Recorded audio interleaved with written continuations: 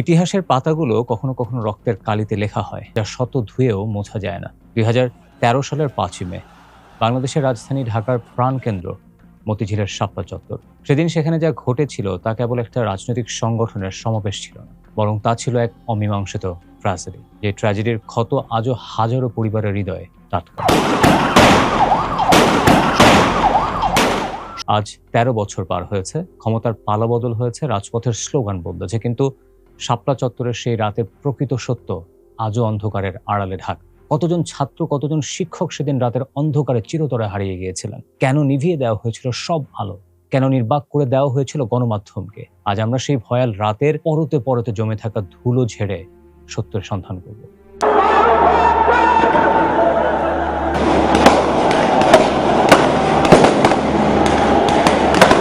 ১৩ দফা ও উত্তাল ঢাকা। ঘটনার শুরুটা ছিল কয়েকজন ব্লগারের ধর্মীয় অবমাননা এবং নারী নীতির বিরোধিতা সহ ১৩ দফা দাবির আন্দোলনকে কেন্দ্র করে। অরাজনৈতিক সংগঠন হেফাজতে ইসলাম ঢাকা অবরোধের ডাক দেয়। ৫ মে সকাল থেকে দেশের বিভিন্ন প্রান্ত থেকে হাজার হাজার কওমি মাদ্রাসার ছাত্র ও শিক্ষক ঢাকার রাজপথে জড়ো হতে থাকেন। পল্টন থেকে শাপলা চত্বর পর্যন্ত এলাকা জনসমুদ্রে পরিণত হয়। দুপুর গড়াতেই পরিস্থিতি উত্তপ্ত হতে শুরু করে। দফায় দফায় সংঘর্ষ, অগ্নিসংযোগ এবং ধাওয়া পাল্টা ধাওয়ার রণক্ষেত্র পরিণত হয় ঢাকা। দিনের আলোয় যা ঘটেছিল তার সবই দেখেছিল, কিন্তু আসল নাটক শুরু হলো সূর্য ডোবার পর থেকে, যখন হাজার হাজার মাদ্রাসা ছাত্র, যাদের একটি বড় অংশ ছিল এতিম ও দুস্থ, শাপলা চত্বরে রাত কাটানোর সিদ্ধান্ত নিয়েছিল। তারা ভাবতেও পারেনি রাতের অন্ধকার তাদের জন্য কি ভয়াবহ বার্তা বয়ে আনছে। রাত তখন ১০টা। রাজধানীর গুরুত্বপূর্ণ সড়কগুলো পুলিশের নিয়ন্ত্রণে। সরকারের পক্ষ থেকে তখন চরম অস্থিরতা। রাত ১টা পর্যন্ত প্রধানমন্ত্রীর নিরাপত্তা বিষয়ক উপদেষ্টা মেজর জেনারেল অবসরপ্রাপ্ত তারিক আহমেদ সিদ্দিকী হেফাজত নেতাদের সঙ্গে সমঝোতার চেষ্টা চালিয়েছিলেন বলে জানা যায়, কিন্তু সেই আলোচনা কোনো আলোর মুখ দেখেনি। অন্যদিকে নেপথ্যে প্রস্তুতি চলছিল এক বিশাল সামরিক কায়দায় অভিযানের। পুলিশ, র্যাব ও বিজিবি ৩টি বাহিনীর সমন্বয়ে গঠিত হয় যৌথ বাহিনী। তাদের জন্য অপেক্ষা ছিল কেবল একটি নির্দেশনার। গোপন সূত্র মতে সরকারের হাই কমান্ড থেকে একটা ইয়েস কল আসার সাথে সাথেই শুরু হয় সাজোয়াজানের মুভমেন্ট। সিদ্ধান্ত হয় যে কোনো মূল্যে, প্রাণহানি হলেও এলাকা পরিষ্কার করতে হবে। এই সিদ্ধান্তের পেছনে কারা ছিলেন, সেই দায়ভার কি কেউ নেবে? রাত ২:৩১। হঠাৎ করেই মতিঝিল ও তার আশেপাশের সব সড়কে বাতি নিভিয়ে দেওয়া হয়। মুহূর্তের মধ্যে আধুনিক ঢাকা যেন মধ্যযুগের কোনো অন্ধকার গুহায় পরিণত হলো। এই অন্ধকার ছিল পরিকল্পিত, আর ঠিক সেই মুহূর্তে শুরু হলো অপারেশন সিকিউর শাপলা এবং র্যাবের সাংকেতিক নামে অপারেশন ফ্ল্যাশ আউট। যৌথ বাহিনীর প্রায় ৭,০০০ সদস্য ৩ দিক থেকে এগোতে শুরু করে। একদিকে নয়াপল্টন, অন্যদিকে নটরডেম কলেজ এবং বাংলাদেশ ব্যাংকের ভেতর দিয়ে আসা বাহিনী। তাদের হাতে ছিল এসএমজি, AK-47 রাইফেল সহ অত্যাধুনিক সব মরণাস্ত্র। অভিযানে প্রায় ১,৫৫,০০০ রাউন্ড গোলাবারুদ ব্যবহার করা হয়। টিয়ারশেল ৮০,০০০, ৬০,০০০ রাবার বুলেট, ১২,০০০ সাউন্ড গ্রেনেড আর ১৫,০০০ শর্টগানের গুলি।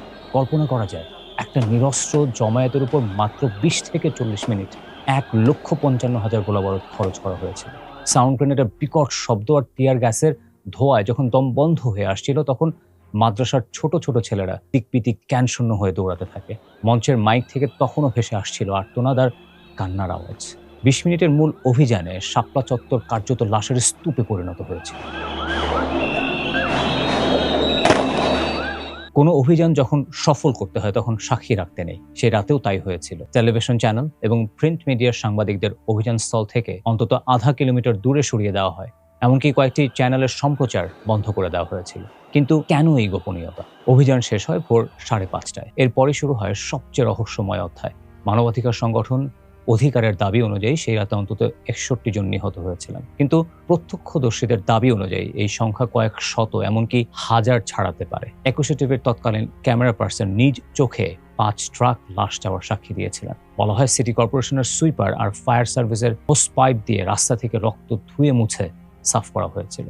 অভিযোগ রয়েছে সেই রাতেই বহু লাশ অজ্ঞাত স্থানে গুম করে ফেলা হয়। যারা এতিম ছিল, যাদের খোঁজ নেওয়ার কেউ ছিল না, তারা যেন স্রেফ বাতাসের সাথে মিশে গেল। আজও বহু মা তার সন্তানের পথ চেয়ে বসে আছেন, যারা সেই রাতের শাপলা চত্বরে গিয়েছিলেন আর ফেরেননি। এই অভিযানের নেতৃত্বে ছিলেন তৎকালীন ডিএমপি কমিশনার বেনজির আহমেদ, র্যাবের লেফটেন্যান্ট কর্নেল জিয়াউল আহসান সহ আরও অনেক প্রভাবশালী কর্মকর্তা। দীর্ঘদিন তারা আইনের ঊর্ধ্বে ছিলেন। কিন্তু ২০২৪ সালের ৫ই আগস্ট ছাত্র জনতার অভ্যুত্থানে আওয়ামী লীগ সরকারের পতনের পর পরিস্থিতির মোড় ঘুরেছে। সাবেক প্রধানমন্ত্রী ফ্যাসিস্ট শেখ হাসিনা সহ ৩৪ জনের বিরুদ্ধে গণহত্যার মামলার আবেদন হয়েছে।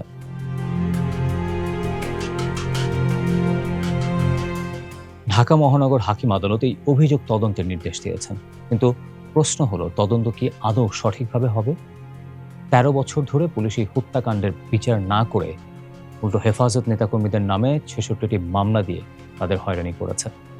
৩,৪১৬ জনের নামে এবং প্রায় ৮৫,০০০ অজ্ঞাতনামা আসামির বিরুদ্ধে করা এই মামলাগুলো যেন ছিল সত্যকে ধামাচাপা দেওয়ার হাতিয়ার।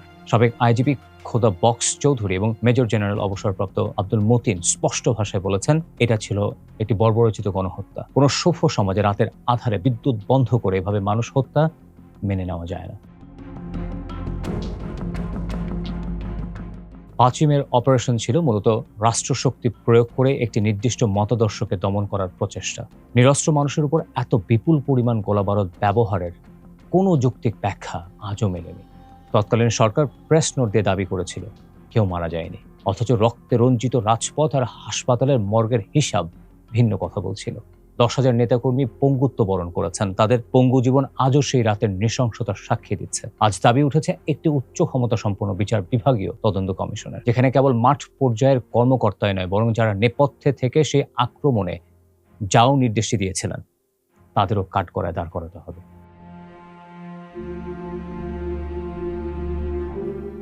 ইতিহাসের চাকা ঘোরে, সময় তার আপন গতিতে বিচার করে। শাপলা চত্বরের সেই রক্তমাখা রাত বাংলাদেশের ইতিহাসে এক অমীমাংসিত কলঙ্ক হয়ে থাকবে যতক্ষণ না এর পূর্ণাঙ্গ বিচার হচ্ছে।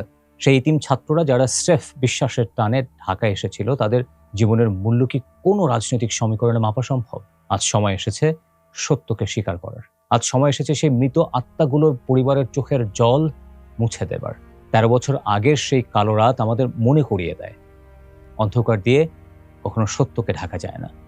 আলোর সুপ্রভাত একদিন আসবেই, আর সেই আলোয় উন্মোচিত হবে খুনিদের চেহারা। শাপলা আমাদের বিবেকের কাছে এক বিশাল প্রশ্নচিহ্ন। আমরা কি পারবো এই প্রশ্নের উত্তর দিতে? আমরা কি পারবো নিহতদের আত্মার শান্তি নিশ্চিত করতে?